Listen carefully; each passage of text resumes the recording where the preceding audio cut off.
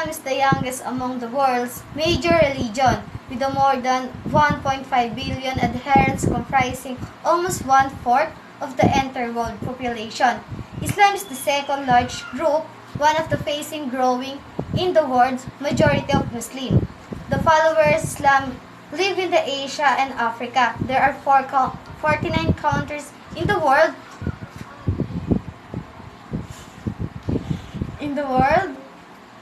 that are the Muslim majorities of comprise 50% of the population. So, yung Muslim, siya yung pumapangalawang malaking grupo sa religion since ang pinakauna is yung Christianity sa Pilipinas, mas lamang po yung yung relihiyon relihiyon natin sa Pilipinas kumpara sa ibang bansa since sa Pilipinas ayun yung pinaka-top na religion natin. And then the symbol of Islam, the star and the crescent have become the acknowledged representation of the Islamic faith. The symbol can be seen in the national flag and state that came about following the collapse of the Ottoman Empire in the 20th century. Pause muna. So, the faith of Islam is symbolized by the crescent and the star. The crescent is the early phase of the moon and represents progress. The star signifies illumination with the light of knowledge. Islam, by the definition, means submission and has extended meaning of peace. Historical background. Islam began with the Arabian desert people around the early 7th century CE. These people, prior to the formal establishment of Islam, and had been influenced by other religions for a long period of time, including Byzantine Christians, Judaism, and Zoroastrianism. So, sabi po dito, ang Islam po ay nagsimula sa mga Arabong taga-disyerto. At bago pa naitatag ang Islam, na-influence na ito ng mga religion like Byzantine Christianity, Judaism, at Zoroastrianism. Meaning to say, bago pa maitatag ang Islam, na-influensyahan na sila ng mga following religions. Judea is not too far away from Arabia, and the great cities of Damascus, Antioch, and Alexandria were neighbors to Mecca and Medina. So, sabi po dito, ang Judea ay malapit lang din po sa Mecca or Medina. Kaya, hindi malabong magka-conflict about sa religion sa mga cities na to.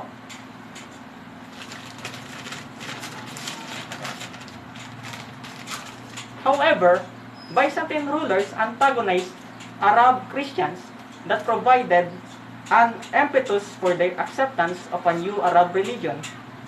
So, ayon po dyan, ang mga Kristiyanong Byzantine, yung mga namumuno po sa Byzantine na mga Kristiyano, ay nagkaroon ng galit sa mga Arabo dahil sa pag-usbong ng Islam, nung naitatag yung Islam. Nagalit sila. On the other hand, the Arabian people were also familiar with Judaism. In 622 CE, Muslim forces entered Medina and discovered most of the citizens are Jewish. So, yung mga Muslim forces po ay tinry na impluwensyahan yung mga taga-Medina. At na-discover nila na most of them are Jewish. Lastly, Muslims may have been in contact with the Persian Zoroastrians. The influence may not be as strong compared to Christianity and Judaism. Perhaps the single most important factor that accelerated the development of a new religion in the Arabian interior was the native religion practiced by Arabs. So, sabi po dito, Ang dahilan kung bakit nag-accelerate ang new religion na Islam is dahil din sa mga pre-Islamic people. So ano nga ba mga pre-Islamic people? Pre-Islamic people. Pre-Islamic people worship variety of gods. They are mostly venerated by the people, even they recognize the existence of one supreme God. So, unlike other Muslims, yung mga pre-Islamic people po, ay ang wino-worship nila, yung mga carved image, yung mga nasa paligid nila, like animals, basta policies, and often revered and given blood sacrifices. They also believe angels, fairies, demonic creatures, and evil spirits. Apart from worshiping pantheon of gods, they are animistic in character. In time, the city of Mecca became a sacred shrine because of this animistic association. A meteorite stone that had fallen in Mecca centuries before became an object of veneration to the animistic people.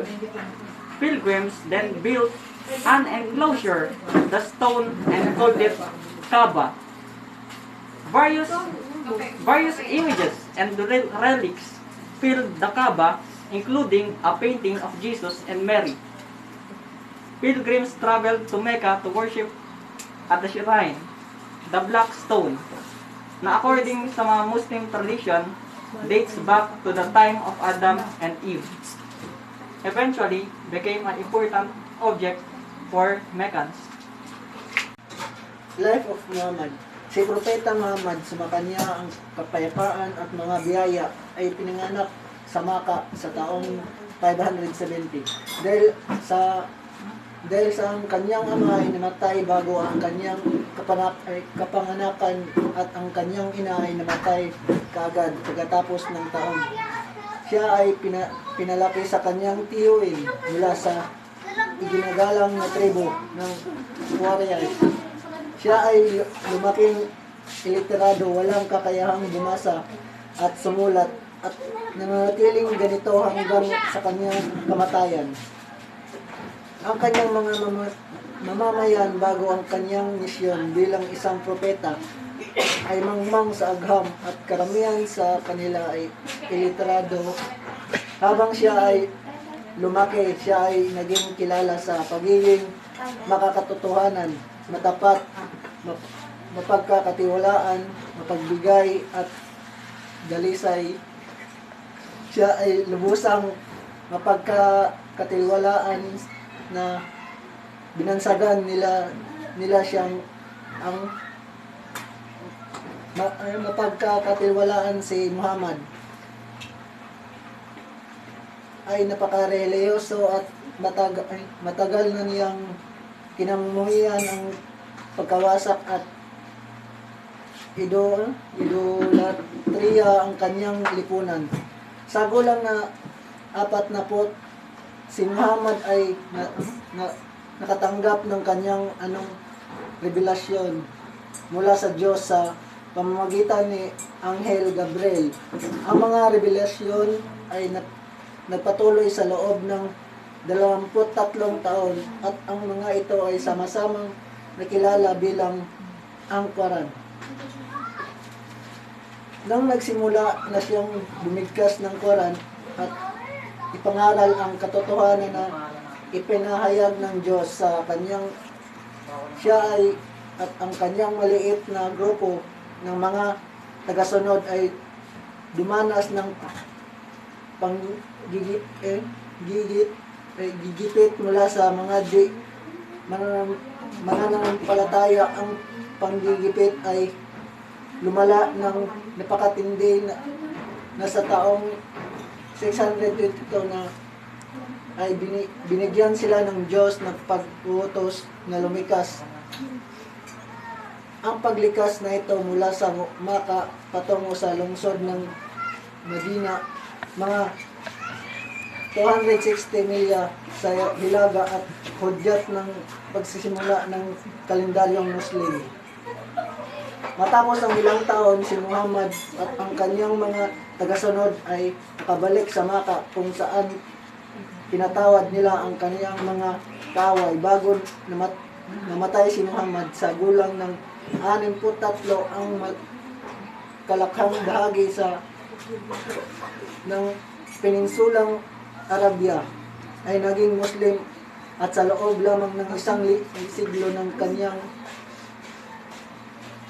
pagkamatay ang Islam ay kumalat sa Espanya, sa Kanlaran at hanggang sa silangan ng China. Kabilang sa mga dahilan sa mabilis at mapayapang pagkalat ng Islam ay ang katotohanan at kalinawan ng doktrina nito. Ang Islam ay nanawagan para sa pananampalataya sa isang Diyos lamang na siyang tanging karapat-dapat na pagsamba. Sacred Scriptures, the Quran. The sacred writing of the Muslims is called Quran, or Quran in English. That literally means recitation or reading. The Quran is the revelation from God of the speech, kalam, and is the foundation of the Islam religion. Booker 1997, it is the supreme authority in all matters of faith, theology, and law. In 610 CE, when Muhammad received the first revelation, he was commanded by Angel Gabriel to Iqra, or recite. All Muslims believe that the Quran is copy of the eternal scripture, written in heaven, but made known to Muhammad chapter by chapter. As such, the Quran is the word of God that is binding, continuous and supreme. The same message became known to earlier prophets like Moses and Jesus, but people gradually altered the revelation entrusted to them by God. Quran is one of the sacred scriptures of Islam. Understand the application of passage from the Quran and the Hadith in Islamic life. Quran have 4 holy books in Islam. Believes in books of God. Muslims believes that God revealed holy books or scriptures to a number of God's messengers. These include the Quran given to Muhammad, the Torah given to Moises, the Gospel given to Jesus, and the scroll given to Abraham. The Hadith is the collection of the deeds and sayings of Muhammad and his followers, traditional reports or sayings, and is the second source of share alo, Ori and Jebendel 2003. Unlike the Quran, that was officially compiled under the auspices of a central authority, as initiated by the first Caliph Abu Bakr. The hadiths were collected generations after the death of Muhammad. The hadith are recognized today as second authority after the Quran. Around the 9th century, Muslim scholars undertook a number of great systematic collection of hadiths that are known as Kutub al-Sita or the Sahih books. The collections of Persian scholars Muhammad Allen most after cite among the side collections. Beliefs and doctrines. Islam began as a way of life din for its followers, which God intended for His creation from very beginning. In time, God had to send several prophets, including Musa, Moses, and Isa, Jesus, to summon people back to the din. As a result of human rebellion and transgressions, ultimately all prophets were rejected, presented, or killed except for Muhammad. Islamic beliefs are more dominantly social in character. Islamic religions laws cover the daily life of Muslims from education, dress, marriage, sexual relations, justice, punishment, economics, diet, and even rules of hospitality. Muslim believes only one compassionate, extras, everlasting and everlasting and omnipotent God, being the Lord, everything in existence. 5 pillars of Islam. Muslims follow 5 basic pillars that are essential to their faith. Those include Shahada, to declare one's faith in God and belief in Muhammad. Salat, to pray 5 times a day, at dawn, noon, afternoon, sunset, and evening. Zakat, to give to those in need. Psalm, to fast during Ramadan. Hajj, to make a pilgrimage to Mecca at least once during a person's lifetime if the person is able. The Creed, Shahada, the basic creed of Allah, that there is no God but Allah. Muhammad is the messenger of Allah, is known as Shahada. In Arabic, the Shahada is excited as La ilaha illa Allah, Muhammadu Rasul Allah. There is a very first word uttered into an infant's ear and perhaps the last word given the dying of Muslim. And the first half of the kalima, also known as Tawheed, the unity, which is the most important statement of Muslim faith. The second half is called Rashila, the acceptance of prophethood, which implies acceptance of prophets as messenger of God. Obligatory prayer or salat, just as the body requires food for its daily sustenance, prayers are done for spiritual development so that a Muslim's character and conduct remain sound and healthy, facing in the direction of Mecca or Qibla. Muslim must offer prayers or salat 5 times each and every day. Before sunrise, noon, mid-afternoon, immediately after sunset, mosque or masjid, place of prostration, where Muslims offer prayers in congregation. Men and women pray separately.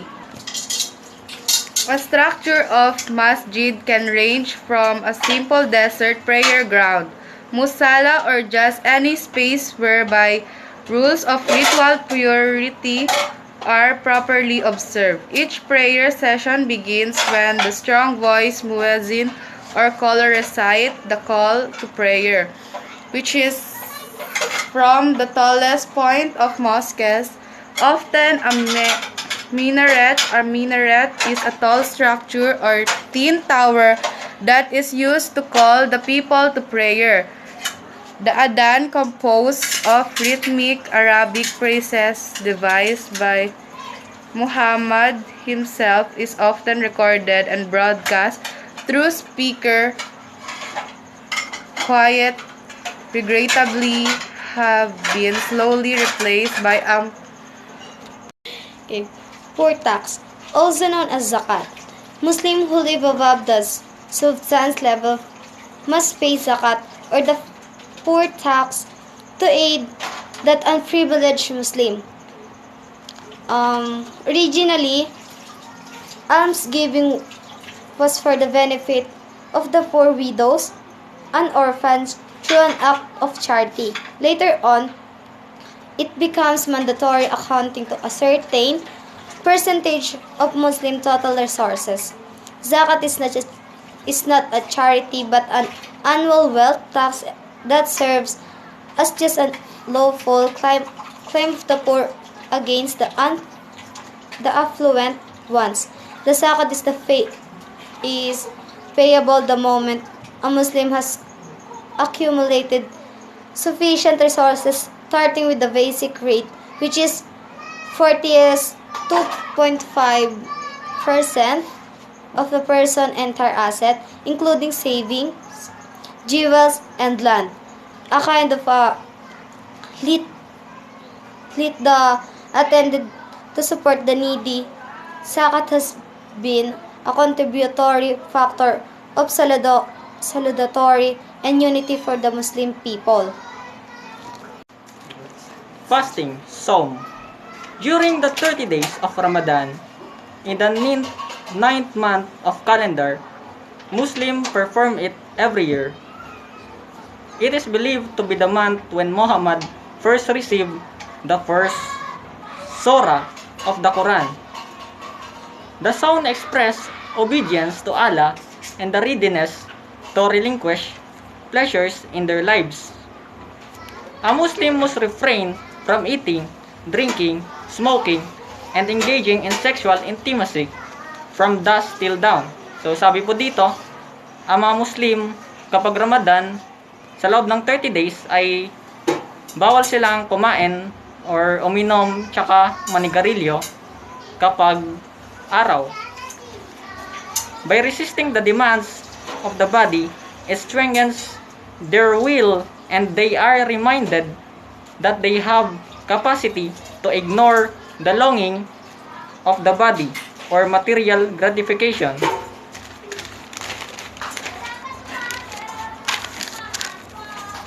The Saum culminates with the feast of breaking the fast or Eid al-Fitr. During this, Muslims may celebrate and partake in festivities. The Muslims is obligated to fast the longest and strictest of all. When a Muslim has reached puberty and is healthy, they are required to saum. So sabi po dito, kapag ikaw na ay umabot sa puberty, maaari ka nang mag-saum or mag-fasting. A Muslim is exempted from performing saum if they are the following: small children, people who are on a journey, sick persons, and mothers nursing infants. So sabi po dito, ang mga maliliit pong bata, mga nanay na nagpapadede pa ng mga kanilang anak ay exempted sa fasting.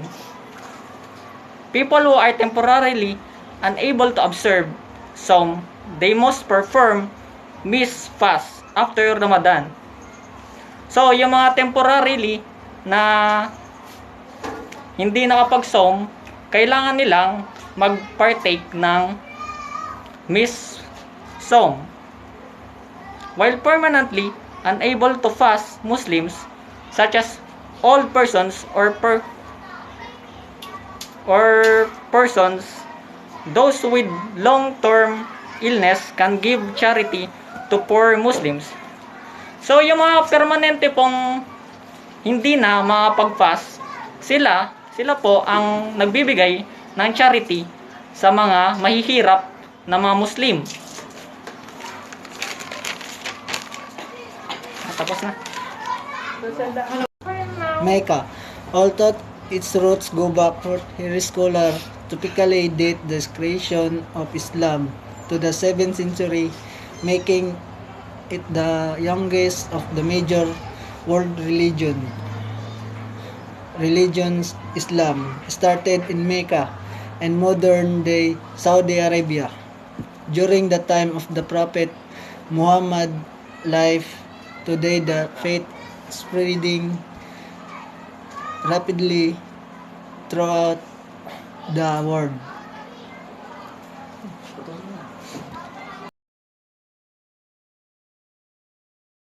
Worship and observance.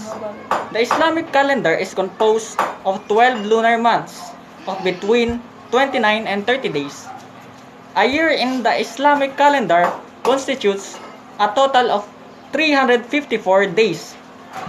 The difference between the solar and lunar calendar is adjusted by adding 1 day to the last month of the year 11 times each 30 years.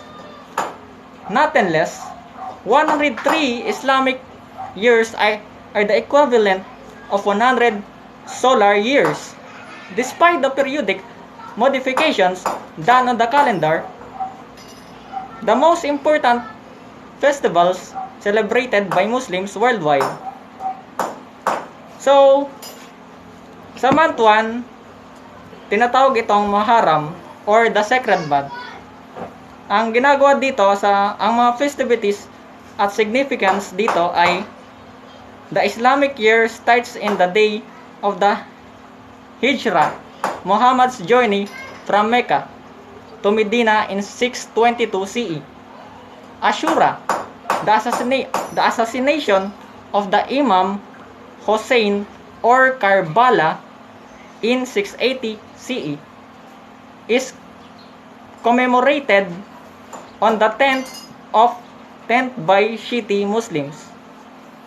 Month 3, Rabi al-Awwal or the spring. Sabi dito, ito yung birth of the Prophet Muhammad's birthday is celebrated on the 12th. Month 9, Ramadan or sa English word, the month of great heat. Muslims do not eat or drink during daylight hours throughout the month. Laylat al-Qadr, the commemoration of the first revelation to the Prophet, is often celebrated on the 27th. So, month 10, Shawwal or the month of hunting. Dito naman, nangyayari ang Eid al-Fitr, the festival of breaking the fast at the beginning of Shawwal, concludes the fasting season. So, month 12, Dhu al-Hijjah, the month of Haji. So, ang nangyayari dito, ang festivities dito is month of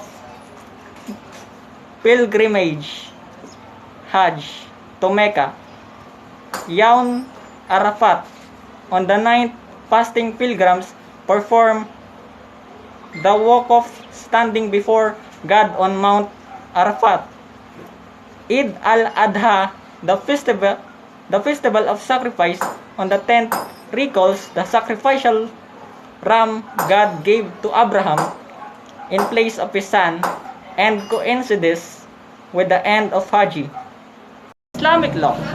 The concept of law and justice in Islam, or the Sharia, the road to the watering place, it means the road to the watering place, is based upon the Quranic verses as revealed by God to Muhammad. The universal laws passed down by God govern both the affairs of human and laws of nature. Apart from the Quran, the teachings of Muhammad or the Hadiths form the basis of Islamic legal system. The Sharia is a path of conduct that must be followed by all Muslims. It concerns almost totality of Muslims' life, from home life, business and interests, marital relations, inheritance, and various duties to the state and community. Islamic jurisprudence or the science of Islamic law is called fiqh. All aspects of Muslim way of life and action are covered through fiqh. Human behavior may be classified into 5 categories: forbidden, hakam, discouraged, makhur, neutral muba, recommended mandab, and obligatory fard. Forbidden action are both sinful and criminal under pain of punishment. And it is forbidden for all Muslims to eat animals that have died from natural causes or those animals that were not ritually slaughtered. Then such as giving daily prayers and ritual fasting are compulsory to Muslim. Failure to observe this obligation is sinful and punishable as crime. The three other categories, makur, mandub, and mubab, concern chiefly on things as etiquette, donation, personal habits, and social life. Then, permitted behavior that are neither good nor bad but neutral as classified as mubad. The headed collection can be consulted to resolve these matters. Subdivisions. Similar to most major religions, Islam also has sects which vary primarily as to know these sects interpret some aspects of the Islamic faith and of the Quran. Inasmuch as Muslims agree on the fundamental tenets of the Islamic religion, variations do occur in many of their beliefs and practices. The Sunnis believe that any Muslim can be a ruler and he does not need to prove his lineage to Muhammad as long as he get the approval and confidence of the Ummah or community. He can be an elected ruler of heredity monarch and should be enjoy the support of the Ummah. All Sunnis shall abide by his action questioningly, regardless of whether he is a fair or crueler ruler. Within the Sunni sect, Islam are the groups of Muslims that also differ in views and exercise of their faiths. Religious and function are often as the result of national and social differences. Every Muslim counter has a Sunni majority except Iran, Iraq, Azerbaijan, Yemen, and some of the Gulf states. Shia. The Shiite Muslims are the largest faction within the Islam religion that separated from the rest of the community. Historically speaking, three close associates of Muhammad became successive leaders or caliphs of Islam with the death of the founder in 632. The caliphate acted as a central unifying agency in Islamic history. Initially, caliphs were friends of Muhammad. What is Shia Ali? Shia is a construction of the phrase Shiat Ali, meaning partisans of Ali. The use of the word successor should not be confused to mean that those leaders that came after the Prophet Muhammad were also prophets. Both Shia and Sunni agree that Muhammad was the final prophet. Partisan in Tagalog is partida or partido. Selected issues. Islam has gone through two principal periods of growth in its relatively young history. Ang una ay ang pagkakatatag nito at ang pangalawa naman ay noong 20th century. Ang Islam ay isa sa mga pinakamabilis umusbong na reliyon sa buong mundo. Nakakapekto ang Islam sa bawat mukha ng lipunan. Women in Islam. The experience of Muslim women vary widely between and within different societies. At the same time, their adherence to Islam is a shared factor that affect their lives to, to a varying degree and gives them a common identity that may serve to bridge the wide cultural, social, and economic difference between them. The Holy War, Jihad. One controversial requirement placed upon Muslims concerns holy war or jihad. It means effort or struggle to convince unbelievers to pursue Muslim as a way of life. So, ang meaning po ng jihad, yun po yung effort or struggle. The method of jihadists may not be to wipe out infidels in the name of Allah, but their method can be a peaceful one, such as living a pious life or observing the required obligations of faith, or through violent means, especially if infidels are obstinate. In the present time, jihad remains a vague issue, especially unified Muslims versus non-Muslims. So, alam naman natin, sa present time, meron pa rin nag-exist na mga ISIS.